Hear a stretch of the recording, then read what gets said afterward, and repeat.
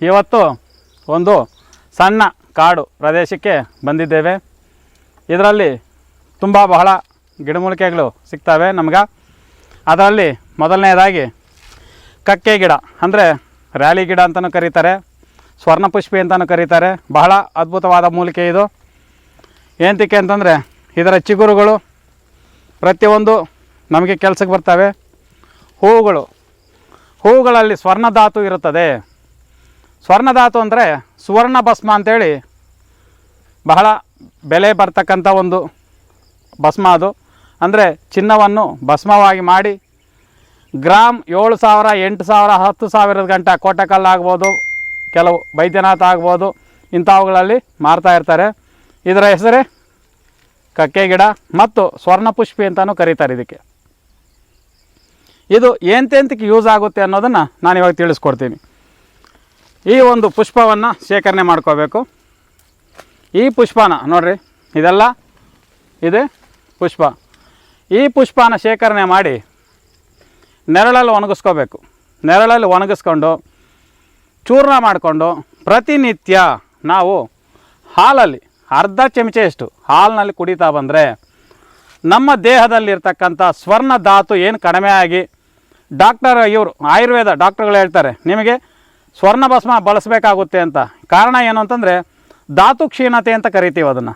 ಧಾತು ಕ್ಷೀಣಿಸಿದಾಗ ಅಂಗಾಂಗಗಳು ಯಾವುದೂ ಸರಿಯಾಗಿ ಕೆಲಸ ಮಾಡಲ್ಲ, ನಿಸ್ಸಹಾಯಕ, ನಿರುತ್ಸಾಹ ಮತ್ತು ಅಂಗಾಂಗಗಳಲ್ಲಿರ್ತಕ್ಕಂಥ ಒಂದು ಯಾವುದು ಕಿಡ್ನಿ ಆಗ್ಬೋದು, ಮೂತ್ರಪಿಂಡಗಳು, ಕಿಡ್ನಿ ಮತ್ತು ಆ ಎದೆ ಭಾಗ ಆಗ್ಬೋದು, ಪಿತ್ತಕೋಶ ಆಗ್ಬೋದು, ಈ ಒಂದು ಸಮಸ್ಯೆಗಳು ಏನಿದೆ, ಕರುಳು ಬಳ್ಳಿ ಆಗ್ಬೋದು, ಪ್ರತಿಯೊಂದಕ್ಕೂ ಯಾವುದೇ ಒಂದು ಸಮಸ್ಯೆ ಇಲ್ಲದೆ ಪರಿಹಾರ ಮಾಡ್ತಕ್ಕಂಥ ಒಂದು ಗುಣ ಈ ಒಂದು ಇದರಲ್ಲಿರ್ತದೆ. ಇದನ್ನು ಪ್ರತಿನಿತ್ಯ ಸೇವಿಸ್ತಾ ಬಂದರೆ ಅಸ್ತಮಾ ಹೋಗುತ್ತೆ ಮತ್ತು ನಿರುತ್ಸಾಹ ಪರಿಪೂರ್ಣವಾಗಿ ಕಡಿಮೆ ಆಗ್ತಾ ಬರ್ತದೆ. ಮತ್ತು ಇದರ ಎಲೆ ಕುಡಿಗಳಿದಾವಲ್ಲ, ಈ ಎಲೆ ಕುಡಿಗಳನ್ನ ತಗೊಂಡು ತುಪ್ಪ ಹಾಕಿ ಅಥವಾ ಎಳ್ಳೆಣ್ಣೆ ಅಂದರೆ ಬಿಳಿ ಎಳ್ಳೆಣ್ಣೆ ಹಾಕಿ ಹುರಿದ್ಬಿಟ್ಟು ಪ್ರತಿನಿತ್ಯ ರಾತ್ರಿ ಹೊತ್ತು ಸೇವಿಸ್ತಾ ಬಂದರೆ ಮಲಬದ್ಧಕ ಅನ್ನೋದಿದೆ, ಆ ಮಲಬದ್ಧಕ ಸಂಪೂರ್ಣವಾಗಿ ಗುಣ ಆಗ್ತಾ ಬರ್ತದೆ. ಪ್ರತಿನಿತ್ಯ ಸೇವಿಸಬೇಕು. ಸೇವಿಸ್ತಾ ಬಂದರೆ ಆ ಮಲಬದ್ಧಕ ಅನ್ನೋದು ಕಡಿಮೆ ಆಗುತ್ತೆ. ತದನಂತರ ಇದರ ಕಾಯಿಗಳು ಬಿಡ್ತದೆ. ತೋರಿಸ್ತೀನಿ ನಾನು ಕಾಯಿಗಳನ್ನ, ಒಣಗಿರೋ ಕಾಯಿಗಳಲ್ಲಿದ್ದಾವೆ ತೋರಿಸ್ತೀನಿ. ಈ ಕಾಯಿಗಳು ಏನಕ್ಕೆ ಯೂಸ್ ಆಗ್ತದೆ ಅಂತಂದರೆ, ಈ ಒಂದು ಕಾಯಿ ಬಿಟ್ಟಾಗ ಹಳದಿ ಬಣ್ಣ ತಿರುಗುತ್ತೆ ಒಳಗಡೆ ಕಾಂಡ.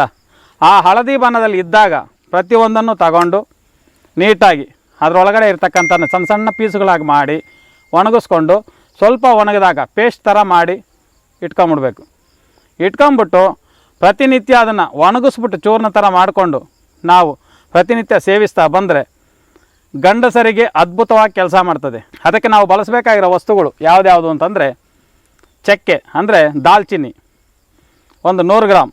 ಈ ಒಂದು ಚೂರ್ಣ 1/4 kg ಇದ್ದರೆ 100 ಗ್ರಾಮ್ ದಾಲ್ಚಿನ್ನಿ, 50 ಗ್ರಾಮು ಲವಂಗ ಇಷ್ಟು ಹಾಕಿ, ಇದು 1/4 kg ಅಂದರೆ ಇದರ ಕಾಯಿ ಚೂರ್ಣ 1/4 kg ಹಾಕಿ ಮೂರನ್ನು ಮಿಕ್ಸ್ ಮಾಡಿ ಪ್ರತಿನಿತ್ಯ ಹಾಲಲ್ಲಿ ಅರ್ಧ ಸ್ಪೂನು ಹಾಕ್ಕೊಂಡು ಮಿಕ್ಸ್ ಮಾಡಿ ಕುಡಿತಾ ಬಂದರೆ ಧಾತು ಕ್ಷೀಣತೆ, ನರಗಳ ವೀಕ್ನೆಸ್ಸು ಮತ್ತು ಈ ಒಂದು ಗಂಡಸ್ಥಾನ ಇಲ್ಲದೆ ಸಮಸ್ಯೆಯಿಂದ ಬಾಧೆ ಪಡ್ತಾ ಇರ್ತಕ್ಕಂಥವ್ರು, ಅಂಗ ಸ್ತಂಭಿಸದೇ ಇರ್ತಕ್ಕಂಥವ್ರು, ಇಂಥವ್ರಿಗೆ ಪರಿಪೂರ್ಣವಾಗಿ ನಿಮಗೆ ಕೆಲಸ ಮಾಡ್ತದೆ.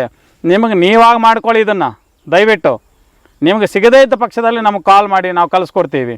ಈ ಸಿಕ್ಕಿದಾಗ ದಯವಿಟ್ಟು ಯಾರೂ ಬಿಡಬೇಡಿ. ಇದನ್ನು ಬಿಟ್ಟರೆ ನೀವು ಕೆಟ್ಟ್ರಿ.